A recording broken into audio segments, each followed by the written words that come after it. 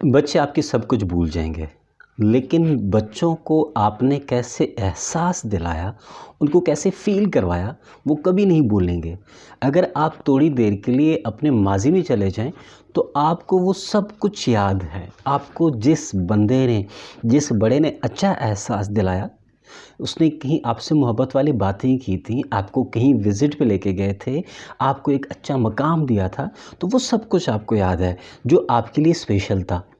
या फिर वो भी आपको सब कुछ याद है जहाँ पे आपकी तज़लील की गई थी और आपको आपका अपना सही मकाम नहीं दिया गया था।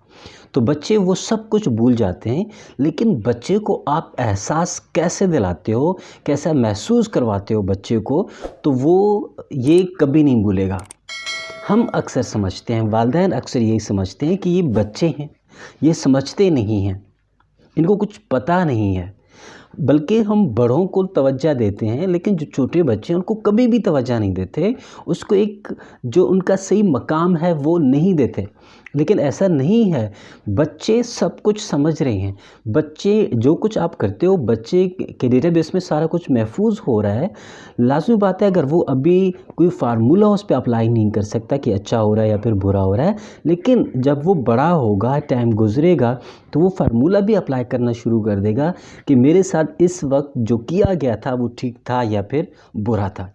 तो बतौर वालिदैन, बतौर कोई भी, चाहे बड़ा भाई हैं, बहन हैं, टीचर हैं, जो आपकी प्रायोरिटी होनी चाहिए वो ये होनी चाहिए कि आपने बच्चे को अच्छा एहसास दिलाना है, ताकि वो अपने आप को स्पेशल महसूस कर सके, ताकि उनको उसका जो कॉन्फिडेंट है वो डेवलप हो, ताकि जो उसके सोशल स्किल्स हैं वो डेवलप हो, और इसके साथ साथ वो एक अच्छे जहन का, एक पॉजिटिव जहन का मालिक बने।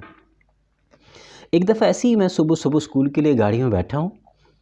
तो जैसे गाड़ी में बैठा हूँ, टीचर्स भी कुछ बैठी हुई थी, गाड़ी जा रही थी स्कूल की तरफ।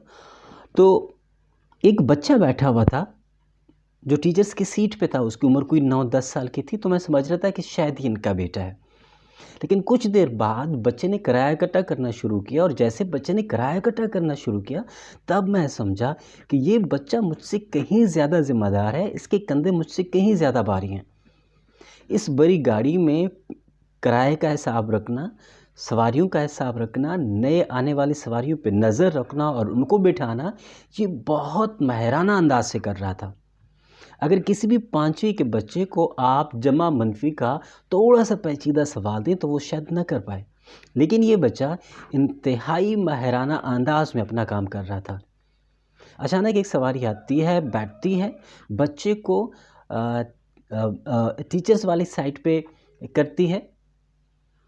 तो बच्चा, चूँकि वो इस वक्त का ज़िम्मेदार शख्स है, वो कोशिश करता है वहाँ से उठने की, ताकि वो साइड पे बैठ सके, दरवाज़े के साथ बैठ सके, क्योंकि वो सारा कुछ उस वक्त कंट्रोल कर रहा होता है।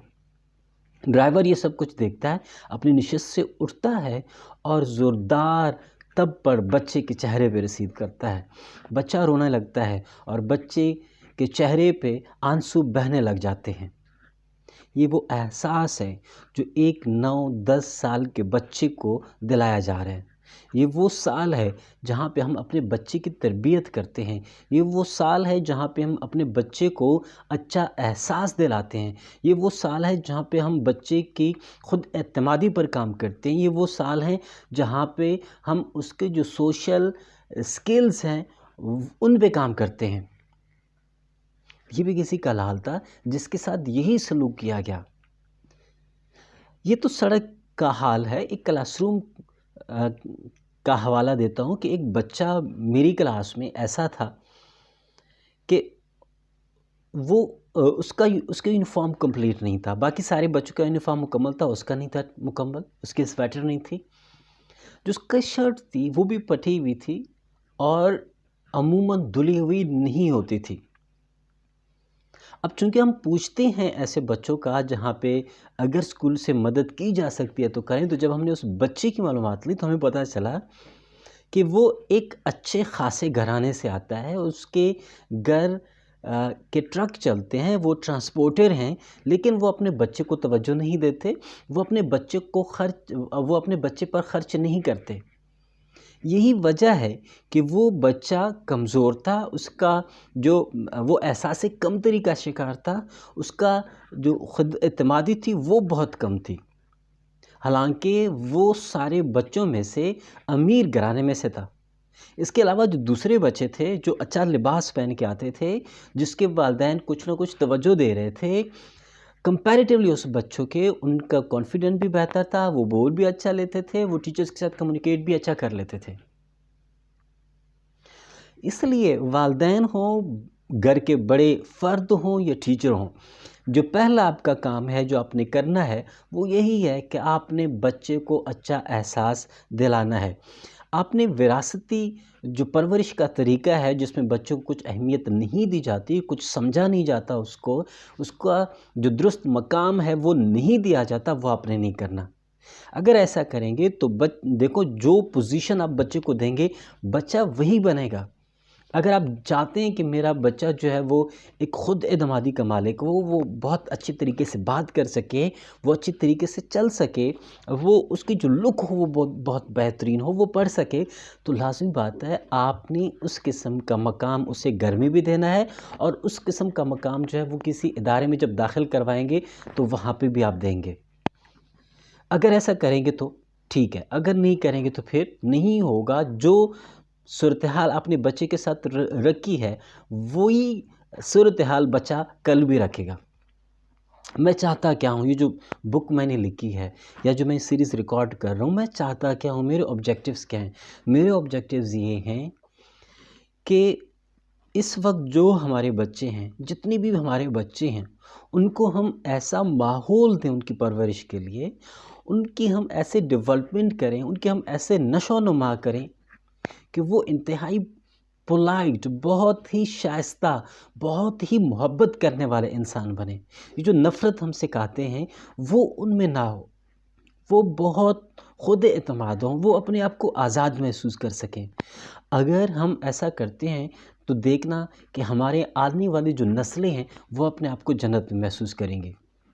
ایک ایکٹیویٹی ہے، سرگرمی ہے، میں چاہتا ہوں کہ آپ لوگ کریں ویڈیو کو پاس کر کے، اور یہاں پہ اگر آپ چاہتے ہیں تو کمنٹس میں آپ لسٹ بھی شیئر کر دیں کہ تھوڑی دیر کے لیے آپ اپنا آنکھیں بند کر کے سوچ سکتے ہیں کہ وہ کون سے واقعات ہیں یا وہ کون سی یادیں ہیں جہاں پہ آپ کو اچھا احساس دلایا گیا تھا اور آپ بہت خوش تھے اور آپ ابھی بھی اس کو یاد رکھتے ہیں۔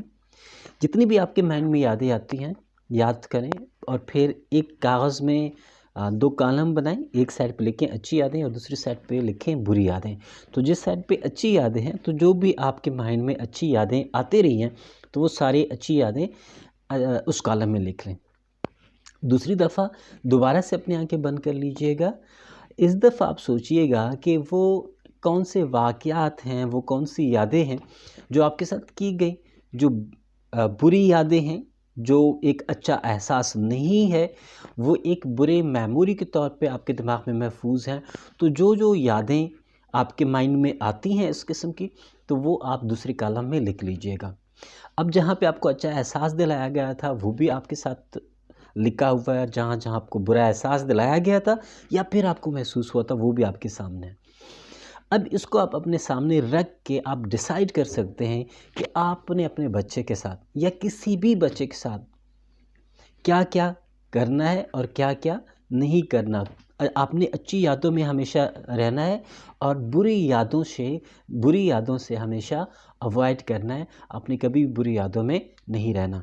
تو انشاءاللہ ہم کوشش کریں گے کہ ہم بچے کو اچھا احساس دلائیں، بچے کے اچھی نشو و نما کریں، بچے کو اچھا ماحول دیں، اس نیت کے ساتھ، اس ارادے کے ساتھ، اس مقصد کے ساتھ کہ جب یہ بچہ بڑا ہوگا تو اس کے دماغ میں، اس کی یادوں میں کسی قسم کی بری یادیں نہ ہوں، کسی قسم کی نفرتیں نہ ہوں، کسی قسم کی بری عادات نہ ہوں۔ وہ جب اگلے اپنے بچوں کی پرورش کرے گا یا دوسرے بچوں سے ربط رکھے گا، کنیکشن رکھے گا، تو وہ شائستہ زبان استعمال کرے گا، ایک محبت والی زبان استعمال کرے گا۔ وہ چیخے گا نہیں، وہ چلائے گا نہیں، وہ کسی سے نفرت نہیں کرے گا، بلکہ وہ محبت کو بڑھائے گا۔ Thank you so much.